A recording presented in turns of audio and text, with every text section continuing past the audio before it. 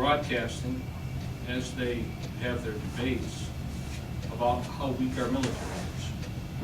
You know, what do they think? The other countries aren't listening to this? Yeah. You know, they say we're down to 1/3 of what we used to be. You know, it's like saying, here, come attack us. It's like, they're not using wisdom, I don't feel, anyway, in the way that they're projecting themselves, making us look like we're so divided. It seems like we are divided. And the Yeah. church seems to be divided as well, and that's a sad thing too, because God never intended for it to be that way. And I don't know what you're asking me concerning Iran and But you said something about the prophet and going and coming to the king after he showed. So what did after he showed his enemy everything he had? right. So what is it you're saying? I guess so. What my question is. I'm saying is that we're exposing too much information to people that are supposedly our enemies.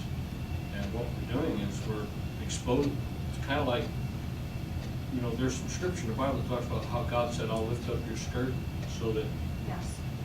you know, all the nations will be able to see how weak you really are. And, you know, I understand that, and I know everybody doesn't agree with this, so I'm going to say it.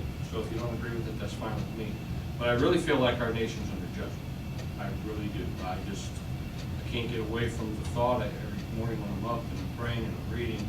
It just seems like everything I read is concerning judgment that's coming on the nation that forgot God. And, you know, you can't kick God out of the country and out of the schools and out of the government, and you can't keep killing babies, and you can't keep legalizing sin and expect God to look down. Every nation that ever did that, I mean, I said it Sunday, but I've been reading the book of Judges and I'm through it now, but it has to be the saddest book in the Bible. Because when you read it, it's like every time they turned around, Israel was going back into sin. And we had a horrible thing happen to us back on 9/11. You know, the wall literally, seemingly, was torn down. And, you know, God was trying to get our attention. And then all of the storms and the flooding and all the stuff that's coming on our nation. They're talking about a storm right now going through the south that it's supposed to be devastating. They're talking about over 1 million people being without power. You know, are we ever going to wake up? I guess that's my whole thing with the Iran thing. Why would we take our enemies and just give them all this information, and you're going to give them billions of dollars and then they're not going to build a bomb? Excuse me. I don't see. They can't, you know.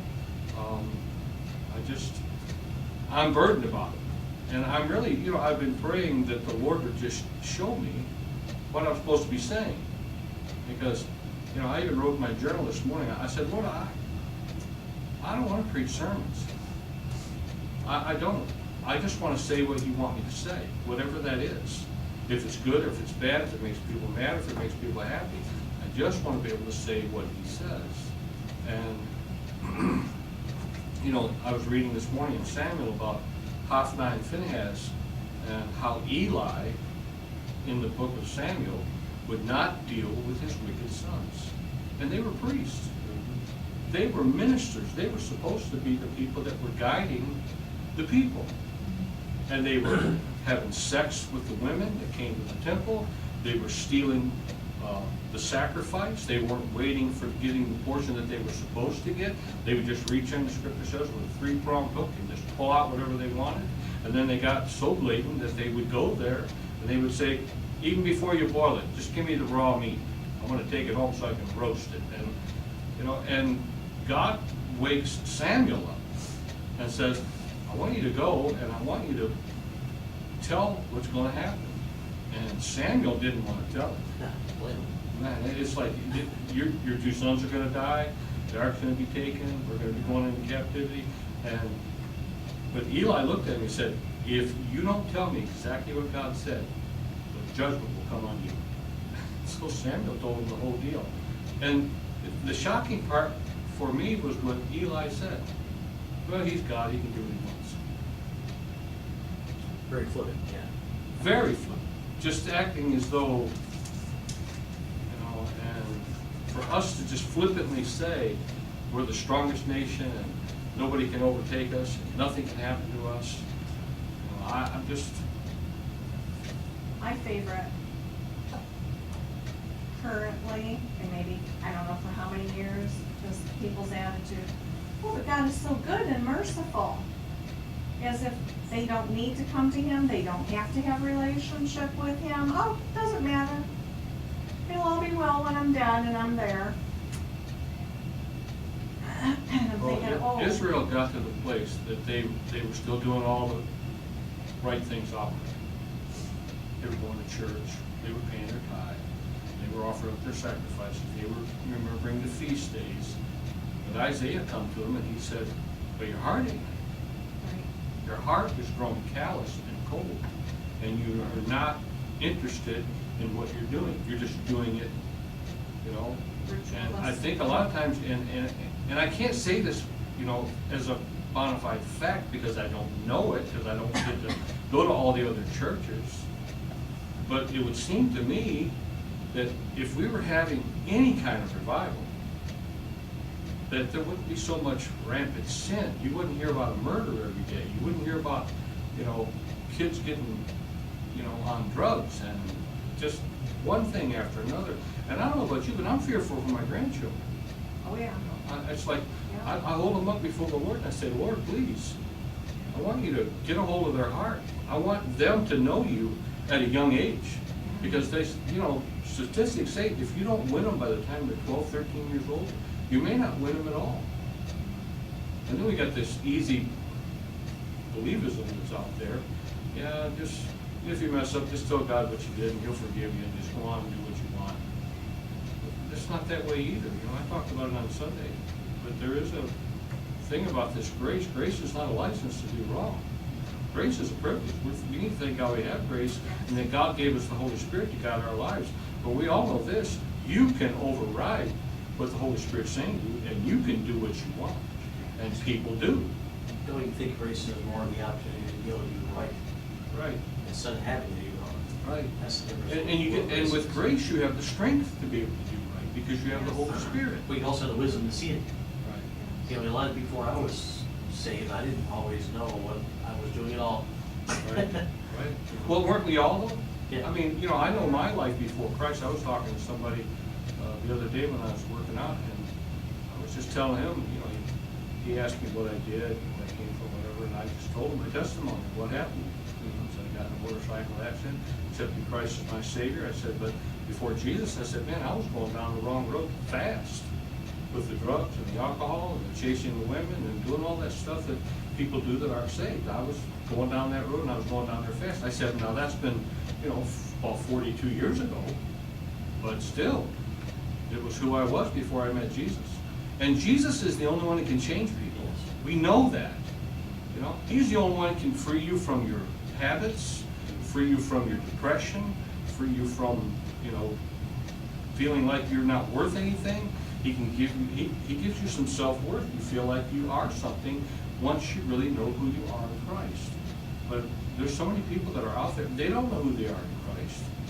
Their pastors come to them every Sunday and tell them how lousy they are, and tell them, that they're, a dog returned to its vomit and a sow returning to its wallowing in the mire, and they hang them over hell with a thread and scare the daylights out of them when they're at church. And it's like, wait a minute, we need to be fearful of God, but not to the place where we're walking around in nail-biting fear, because, and I don't know if that's so wrong either, because if we were walking around in nail-biting fear of God, maybe we'd live right. It's not an awful thing to say that, but I'd rather be able to come to God and realize how much He loves me and love Him back and have a, that communication going back and forth between me and Him.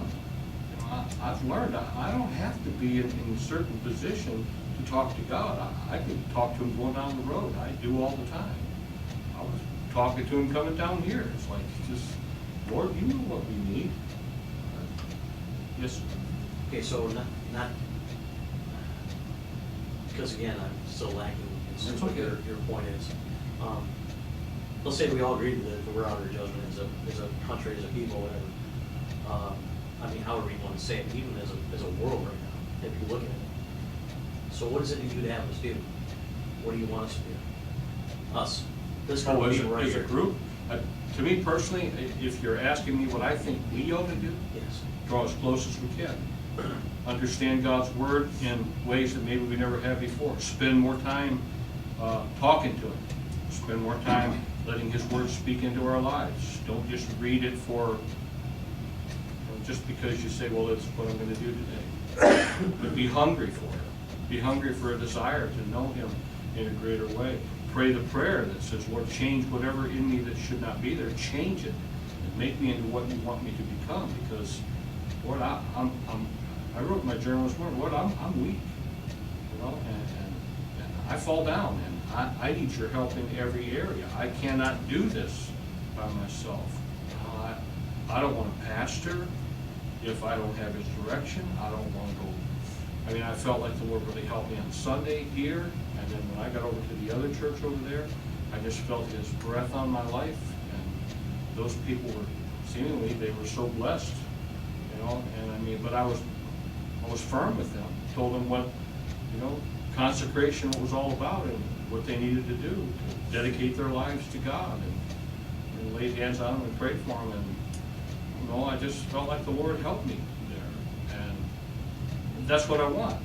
But, you know, Sunday's coming. I need to hear from Him again. I need to hear from Him not only for my sake, but for your sake. If you're going to sit there and listen to me, hopefully I'm saying something that's coming from heaven, and not something that's coming out of my own thinking. You know, we're all individuals, and we all draw things from other people. You know, we learn things from this guy and that guy, but we have to be careful that we don't turn into that guy or that guy, but that we keep our identity of who God has made us. It's not wrong to be able to echo what other people say if it has spoken already into your life. But if you're just echoing it to try to get a response, then to me that's just idolatry, and that doesn't help anybody. So, yes, sir. Okay, so you said that you want us to study more, draw closer to God, talk more to God, pray to change us. And then I'm saying, in our world, what do you want us to do to impact our world? Because it's going to be a ripple effect. It can't just be like I'm going to go and stand on top of the White House steps and sit and the whole world's going to listen. So, I mean, what is it you want me to do? Well, Or I guess her or anyone? I guess what it boils down to is you have to do what Jesus said. Let your light so shine before men that they would see your good works, and then the Father in heaven would get glory. Sure. If we don't do that, then we're not going to change anybody. I can't become an introvert turned in and saying, I'm just going to study my Bible, I'm going to learn everything I can, and I'm just going to be, you know, all inward. Whatever I'm getting here, I guess we have to ask God for opportunity to be able to share it out there.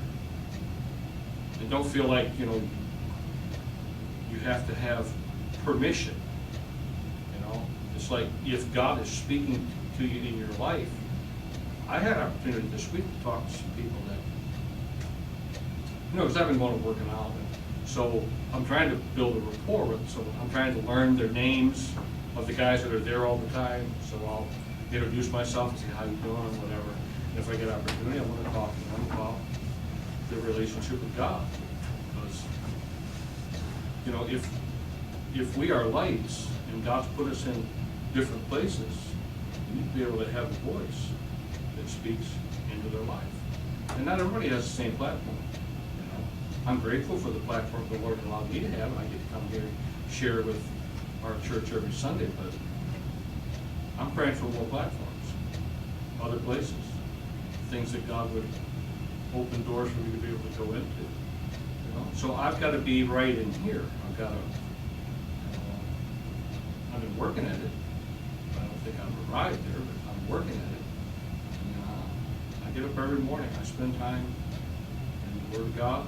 You know, I'm trying to read through the Bible. As I told you guys the other day, I'm trying to read every word, you know, even the hard ones. It's And it's just cumbersome. It takes me longer to read some chapters than it does others because of all the words that are there. But because of history, back when I was first saved, of listening to Alexander Scorby read the Bible, I've learned how to pronounce a lot of those words, at least the way he did. It may not be the right way, but it was the way he did. But I'm discovering more and more that the Bible is so full of instructions for us. And if you don't read it, you don't know what to do. And I guess, you do read it for information. You do want to know what the stories were about. I mean, when I was reading Ruth this morning, it was like, what a book. What a passion, what a desire in an individual. And how that she became the great-grandmother of the Lord Jesus Christ is just beyond my comprehension. When she was a Moabite. She wasn't even from the tribe of Israel, but she married in to the tribe. And her lineage is mind-boggling. Obed, Jesse, David. I mean, you start reading, it's like, wow. So, I mean, I don't have a complete answer for what we all need to do, because you know what God's telling you to do. You know what God's telling you to do. And so and if you don't, then we need to start asking, what do you want me to do? Should I want to be a better neighbor? I want to get along with my neighbors next door. I want to reach out and help them if I can. I pray for them. My neighbor the other day, he's one of those guys that it's snowing, it's 20 below zero outside, and he comes outside in an open coat like this with no shirt on, a pair of shorts and sandals to do his snow.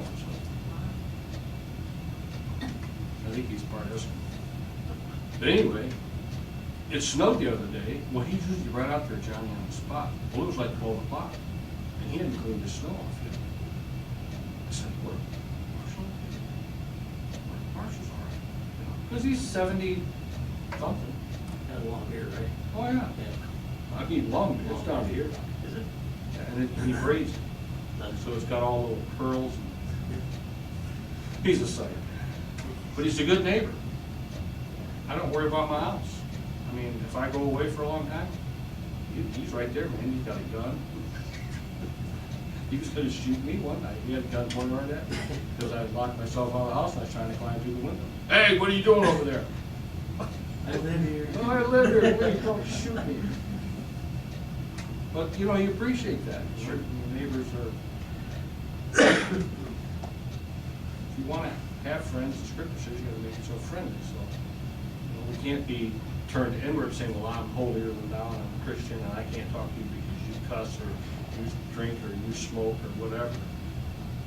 You got to be able to tolerate some of that stuff, be able to speak into their lives.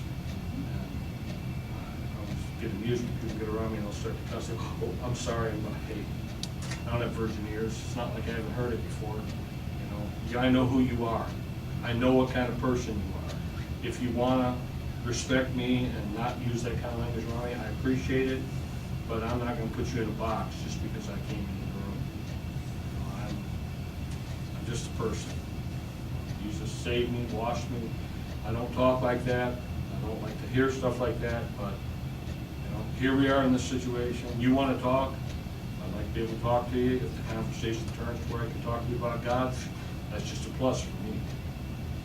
So, and I can talk to people about almost anything, from mechanics to baseball to hockey to football. I mean, not much hockey, football and all this. I can talk to them about a lot of things. Yes, you can. Huh? Yes, you can. So, to cleaning off snow, to cutting grass. Whatever. No, you're gifted. God's been good to me. You're gifted. You're doing real good, Jim. Yes, sir. See, now, kind of going off what you just said, the studying, the praying, and whatever, listening to what God wants to do, more so this way, instead of going out and trying to find opportunities. Opportunities present themselves when God's ready. Yes. And really, if you look at opportunity the right way, it's when you are prepared and a time comes in, and then you have the opportunity or the right to actually start speaking to people. I don't necessarily think that, some people, like you said, some people have a platform where they're supposed to go out and be evangelists. That's what they are. God bless them. That's not who I am. But I think that I'm supposed to be kind and caring to everyone I come in contact with. So at some point, there will be an opportunity. I know it. I don't know when that point is. It Right. might be 6 years from now, or it might be tomorrow, or whatever. It doesn't matter to me. Right. I'll let God work that out. But, that's the whole point of studying and drawing closer to God, so it gets clearer when He's speaking to us, Right. what He's saying, and that we don't have to go and say, is that really you, God? We Right. know it's God. Right. And then say whatever He says for us to say, like that's what Jesus said, right? I'm only speaking when my Father tells me to speak. That's basically it. And hopefully, my goal and my prayer is to get to a place like that.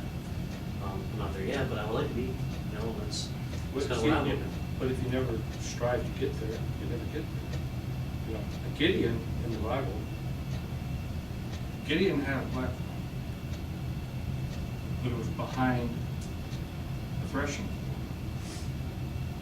He was faithful to God, he loved God, but when God asked him, called him a mighty man of valor, he goes, hey, we're the smallest tribe of Israel. You've been talking to me, I got nothing to say. And so the fear that was there, because they were under the control of the Midianites. They had, if they wanted to eat, they had to thresh their wheat in private. And so, but then God gave him the opportunity because he was a faithful man and still kept doing what he was supposed to do. He still kept loving God, even when it wasn't popular to do so. So we have to make sure that we stay in a position where if God opens the door for us to speak, that we can speak. And that's not always easy because, the enemy's always pulling at you too. He wants to make you weaker. It's like the chapter tonight, it talks about those that are weak in the faith. There were some folks that were there that were weak in the faith. And he said, if you find them, don't get in an argument with them because they don't understand everything that you understand, or they don't know everything that you know. He said, just love them, and and pour into them what you can, and what they. It's kind of like, if I come here on a Sunday morning, I know I don't have a bunch of babies in the congregation, so I'm a little bit more at liberty to be able to throw more meat out there than cereal. But there's always, like when Cliff is here, you don't understand a lot of things. So sometimes the story has to get a little, more elementary, I guess, about the best word I can think of. You speak it on an elementary level rather than on a high school or college level, which I don't know if I have that ability, but I just understand. It's like Lynn Howe said, a good father will get down on the floor and lick his kids. And we have to do that in a spiritual sense. You have to be able to take care of the kids as well as take care of those that are older. When Daniel came into this world, my son Daniel, when he came into this world, when he turned 5, Jacob was graduating from high school. And so we have a picture somewhere of Daniel and Jacob standing on the front porch. And back at the school they went to, when you graduated from kindergarten, you got a cap and gown. And then Jacob was graduating, so they're both standing on the porch in their caps and gowns. Aww. But they're both at a different level. I can talk to Jacob this way, but Daniel I have to talk to in a different way. And we have to, sometimes we have to associate that with our spirituality. It's like you and I have talked. There's some things you and I talk about, we can't talk about with anybody else. Because they would go, what? They wouldn't get it. They wouldn't understand what we're talking about. And then sometimes you and I don't know what we're talking about. This is true. What we're doing is we're searching, trying to find out what the answer is concerning what we might be struggling with at that particular time. You know, God, show me in your word what I'm supposed to understand about this. And he always does if we're faithful to just keep going to it. But, you know, I've had it in my life where that sometimes it'd be 2 or 3 days before I'd read the Bible. 2 or 3 days before I'd do this or that. It's like, and I found that that doesn't make me better for God. What makes me better is if I spend some time with him every day, if it's 5 minutes or an hour or 5 hours. Spend some time with him. People say, well, I don't have enough time to do this or that. Well, you can find time somewhere. You know, maybe it's not in the morning. Maybe it's in the afternoon. Maybe it's in the evening. Maybe it's while you're sitting at the railroad track waiting for the train to go by. You know, I mean, if you carry your word with you, no matter where you're at, whether you're in the doctor's office, the dentist's office, or wherever, if you carry it with you, you can redeem the time. You know, I mean, this may sound crude, but even toilet experiences are a good place to read. You're gonna spend some time in there, take something in there to read. You know, something spiritual, something, even, maybe it's not the Bible, maybe it's a devotional book, maybe it's That's what I do. yeah, it's just something, you know, that feeds your spirit, man. You know, but then, I want to say it this way as well, though. Once you get it in here, ask God to give you an opportunity to let it out. Because we don't want to become a Dead Sea. You know, I mean, I don't know how true it is, but they say all of the chemicals and all of the stuff that are in the Dead Sea, if they could mine them out, are worth trillions and trillions of dollars. But they can't even go into it because it's so dead, so polluted. And if they go in there, it would probably kill them. Well, sometimes that's the way we become as children of God. We get all this knowledge, all this understanding. It's all in here, but it's a Dead Sea. It never gets to flow back out. We need to be more like the Jordan River. It needs to be flowing so that it can actually reach and touch people that come in contact with. And I don't know if that's a good analogy, but you understand what I'm saying. So, you know, in this, do we want to go into this? Yeah, that's right. It says here in the New Living Translation, it said in chapter 14, that's where we are, right? Chapter 14? I don't remember. Linda? I mean, I think Well, we you kind of got, already went there talking about it, so we Well, should we- probably read that part. well, we got, you know, to the end of 13, talking about, you know, love fulfills all the requirements of God. You know, if you have any part of the law still operating in your life, love ought to always override that.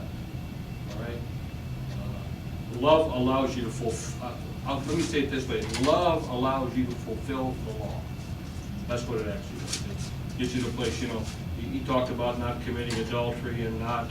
In fact, let's see how it says here. If you love your neighbor, you fulfill the requirements of God's law. For the commandments say, you must not commit adultery, you must not murder, you must not steal, you must not covet.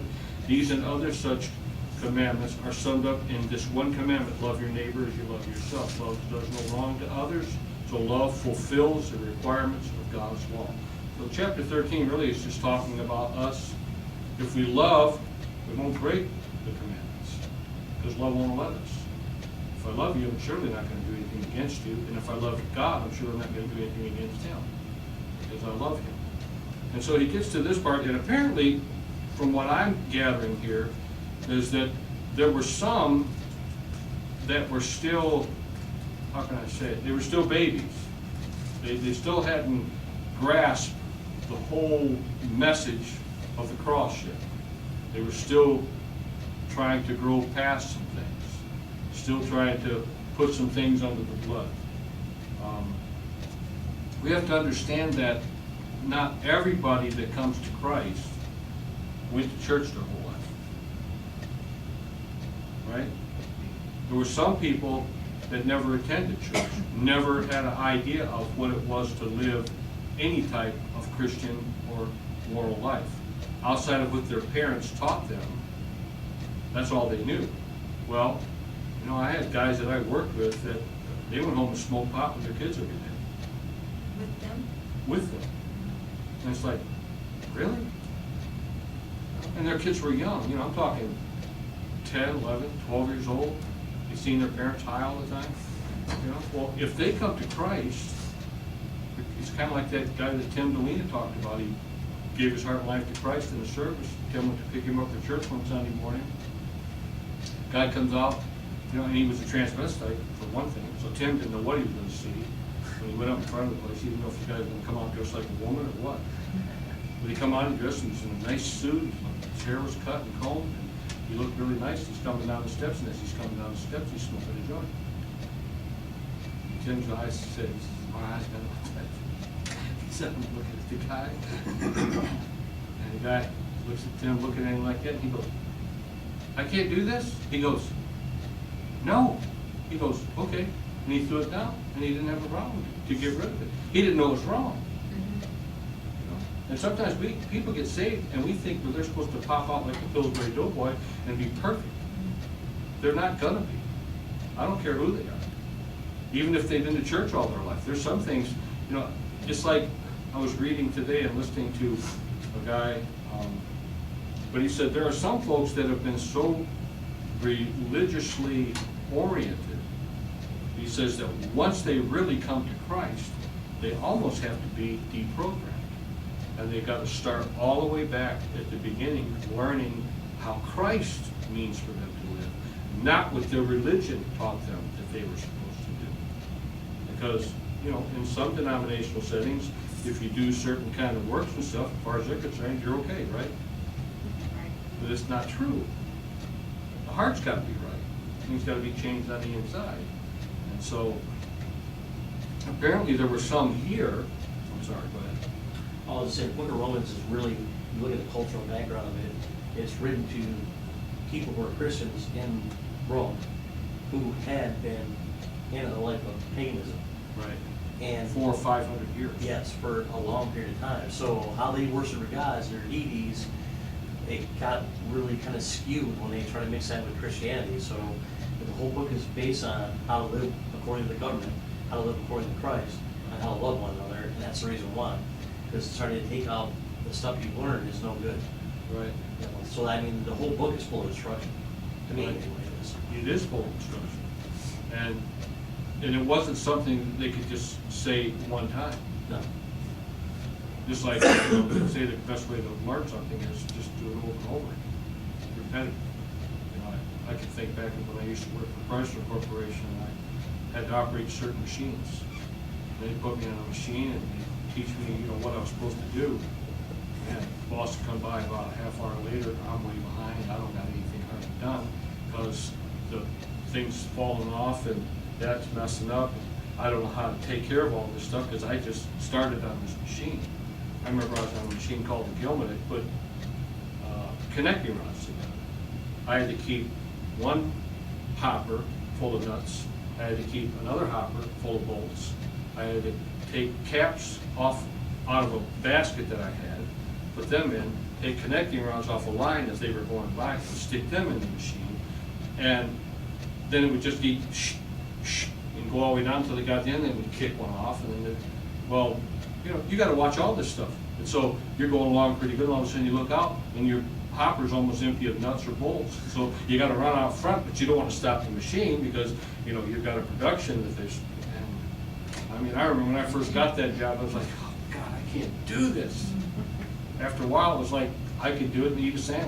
You know, it's just the way it is, you know, and, you know, our Christian life ought to become easier. I don't know if that's the proper term, but it ought to become easier the more we understand about who we are in Jesus. It shouldn't be so difficult.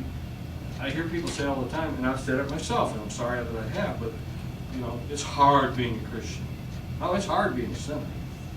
Because the devil's like Pharaoh. He's a rough taskmaster. He wants you to make bricks without straw. It's his whole business is to try to, you know, make you feel discouraged and weaken you and get you to the place that you want to. I mean, which scripture, he comes to steal, to kill, and to destroy. He wants you to commit suicide. He wants you to kill yourself. That's just basically what it boils down to. You know, or he'll tell you stuff like, nobody cares. Nobody loves you anyway. Why are you doing what you're doing? It's not about other people loving us. It's about us loving other people.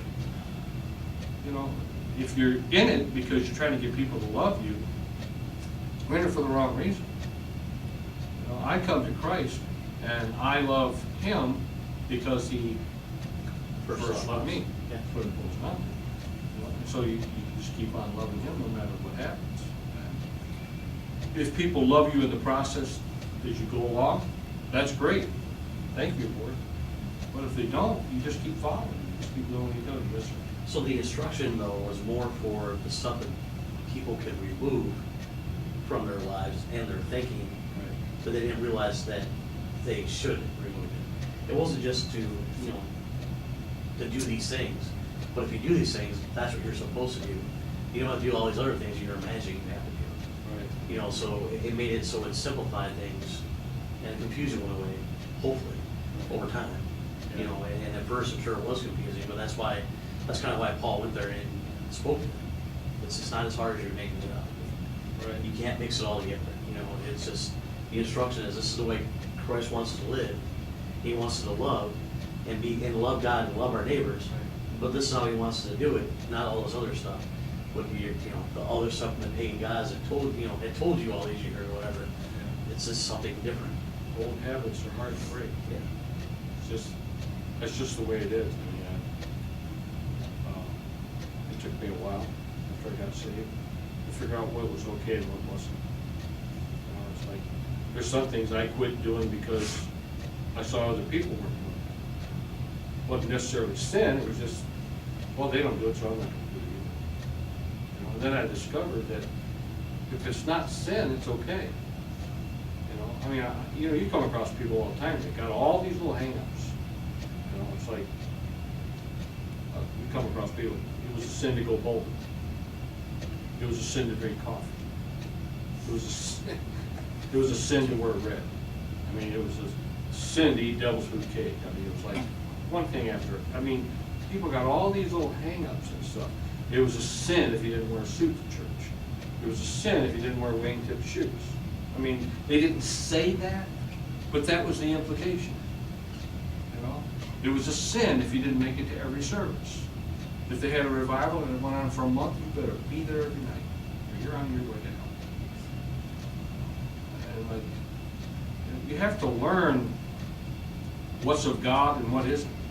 And there's a lot of things that have been added on. Even, I can't imagine what they were like.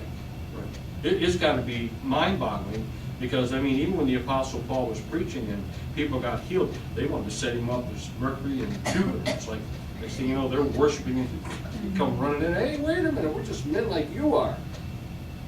But that's what they were used to. They were used to, if anybody stood out. And India is flooded with that type of mentality.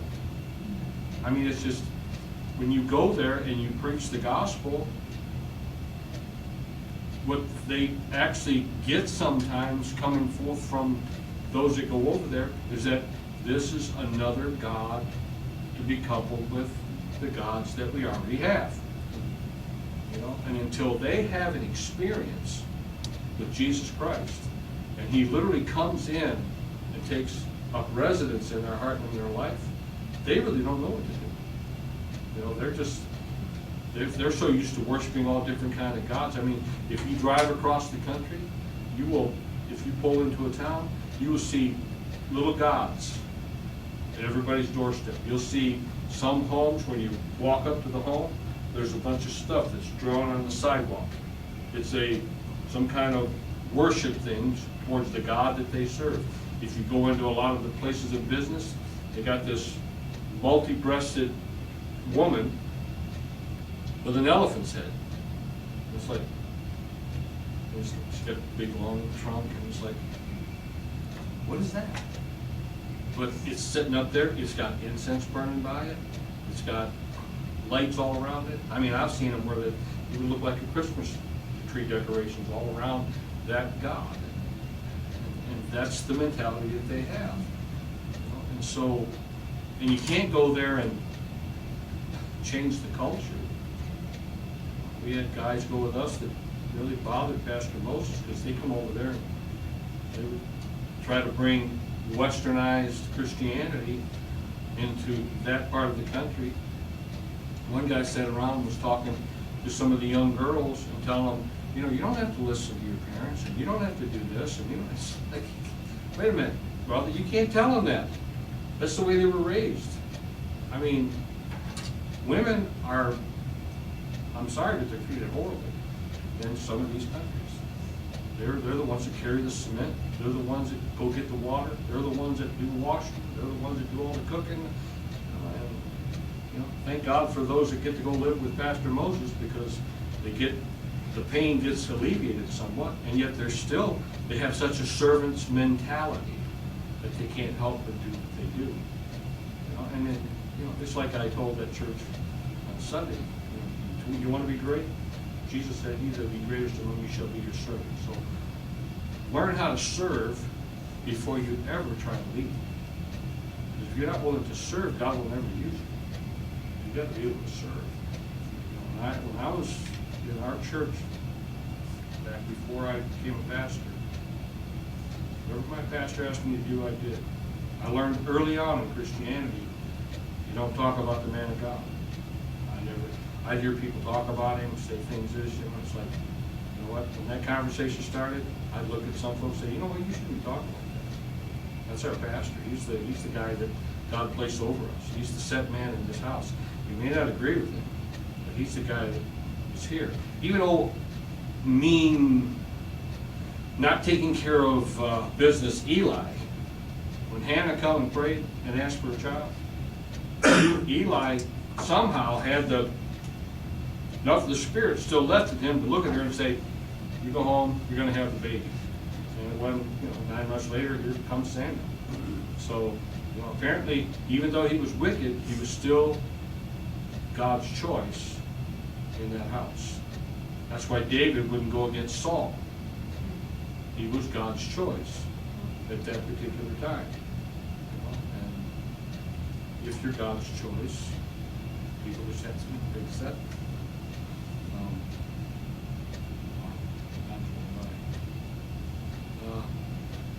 Let's just read a little bit and then we'll close, all right? Accept other believers who are weak in faith, and don't argue with them about what they think is right or wrong. For instance, one person believes it's all right to eat anything, but another believer with a sensitive conscience will eat only vegetables. Those who feel free to eat anything must not look down on those who don't. And those who don't eat certain foods must not condemn those who do, for God has accepted them. Who are you to condemn someone else's servant? Their own master will judge whether they stand or fall. And with the Lord's help, they will stand and receive his approval. Which I think is probably a good way for that to be worded. God's in charge of all of this. And if I think you're messing up in a certain area, if you're one of my sons or daughters, I will tell you.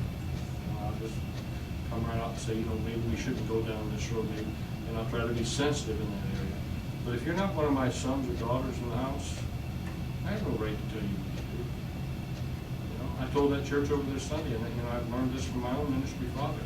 I told that church over there, I said, if I leave here today, and I said, if this pastor says I'm an idiot, I'm an idiot. I said, I am under his leadership.